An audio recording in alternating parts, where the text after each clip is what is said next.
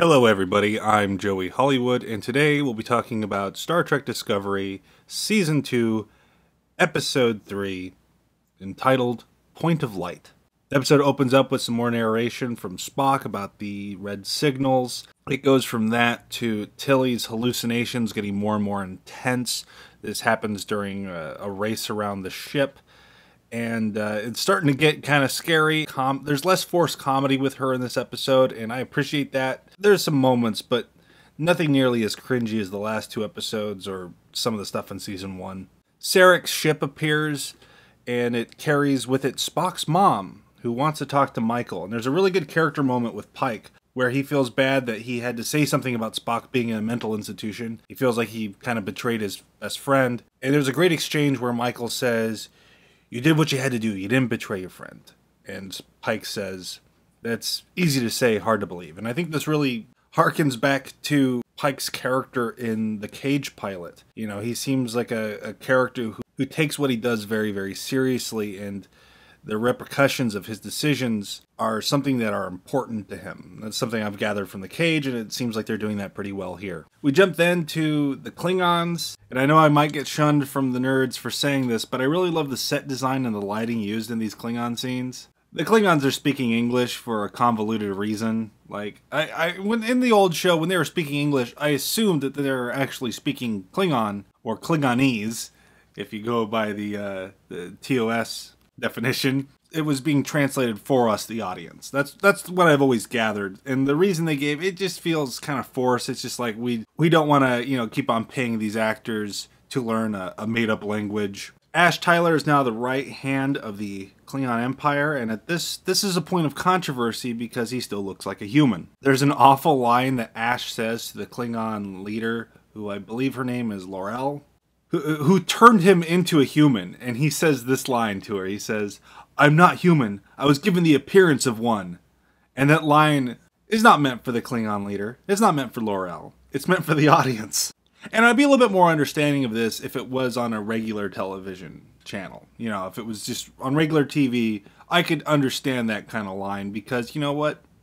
You might miss an episode on regular TV. But on a paid subscription service, where this is probably the sole show you're watching, maybe this and the Super Bowl, you're not missing an episode. These kind of lines are unnecessary. Spock's mom stole a medical file and wants Michael Burnham to open it. They go to Pike, and he contacts Starbase 5, which seriously, why is it always Starbase 5? Where they reveal Spock murdered like 4 doctors. Spock's mom thinks it's her fault because when Spock was a kid, she was not allowed to show him love and affection at the request of his father, so she gave it all to Burnham. I've always gathered that Spock had a much better relationship with his mom than his father, but oh well. Spock's mom claims that Spock has been seeing the Red Angel since he was a little kid, and okay. I have a hard enough time accepting that Spock had a half-brother in Star Trek V. I have an even harder time accepting that Spock had a foster sister in Star Trek Discovery. Now you expect me to accept that Spock, one of the finest first officers in all of Starfleet by Kirk's time, murdered 4 doctors and has been seeing a red entity his entire life that shaped who he is, has just never come up. That's a big pill to swallow. Michael Burnham has a holographic conversation with Ash Tyler, and this is where Michael says, "I hear post-war, the Klingons started growing their hair out again." And translation for you at home, this actually means, "You win, nerds! The Klingons have hair again." Ash warns Burnham about the stability of the Klingon Empire, that it might be in trouble. The Klingons apparently have an alt-right, and that kind of made me chuckle. Tilly's hallucinations make her break down on the bridge and cause a big scene. The hallucination says that it wants to talk to the captain, but Pike's not the right captain. He should be blonder. And at first, I thought this was kind of like a reference to Captain Kirk.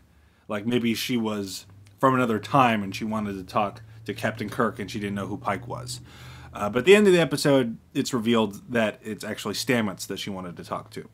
Ash finds out that he had a secret baby from the Klingon leader, and this baby eventually gets kidnapped for a trap to try to kill them both. They are saved by Philippa Georgiou from the Mirror Mirror universe, who is apparently a part of Section 31, and oh boy, I don't know how they could mess up Section 31 so bad.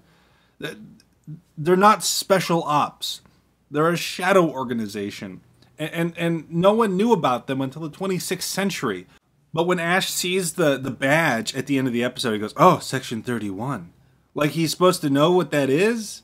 No one knew what that was until the 26th century, and here we are in the 24th century.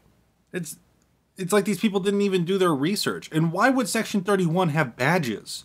Even if it was like a section of the Federation, a special ops, why would you have badges to signify who you are in that? It doesn't have internal logic within the show, and it doesn't have logic within the universe of Star Trek. It's stupid. Burnham says that she wounded Spock to make him hate her so she could leave because of the logic extremists. And the logic extremists again. Such a dumb concept. I remember in season 1 it just rubbed me the wrong way, and it rubs me the wrong way now. I heard a rumor that season 2 would reveal that Spock and Burnham had some sort of sexual relationship, and I wrote this off as being ridiculous because it's too stupid to be true. But the way Michael is talking about wounding Spock, it has some weird undertones to it, and it got me wondering if there's any truth to that rumor. It's revealed that Tilly's hallucinations are an alien organism that attached itself to her because of the mycelial network, maybe the mirror mycelial network, don't know. And when they reveal that it's an alien and it comes out, it's massive. It's huge. I have a hard time accepting that something this big has been hiding in her for a year and she didn't even notice. The episode ends with the Klingon leader faking the deaths of her son and Ash to gain a stronger foothold in the Klingon government. And that's pretty much where it leaves us. Although the next episode is going to have number 1. And I'm really excited about that. I really like the actress they chose for number 1. I can't wait to see her in the role. I hope she lives up to my expectations. Yeah, I'm really looking forward to that. This episode, it's kind of a mixed bag. I wasn't really engaged by the Klingon politics. In this episode, it seemed kind of underdeveloped, kind of rushed. I don't know if it was, it just felt that way to me. I don't really like Tilly's character, so I wasn't really invested in her struggle with the hallucination. The rest of the episode that dealt with Spock, I just have a hard time buying the stuff about Spock. But so far, I wouldn't go as far as say it's a bad episode. Certainly not the worst episode in all of Star Trek. No, not at all. There's significantly worse in this franchise than this show or this episode. So I hope it doesn't come across that I hate this show or anything. I'm pretty neutral on it. But this episode, I didn't really care much for. I thought the last episode, New Eden, was much, much better. I'm looking forward to the next episode. I can't wait to see number 1. I wonder if they'll actually give her a name. Because as far as I know, she's never had a name. Even in the Star Trek Early Voyages comic books, which are really fun, I don't think they gave number 1 a name in there either. I'd have to go back and read them, but I'm pretty sure she's never had a first or last name. She's just been number 1. Well, that's it for now. Thank you for watching. I'll try to get a video out for episode 4 pretty soon here. I got a lot of work on my hands, so I might not get it out by tomorrow. I'm barely getting this video out right now because I have a lot of work to do. But I'll try to get it out as soon as possible. Thank you for watching. I'll see you next time. Remember, please be kind and rewind.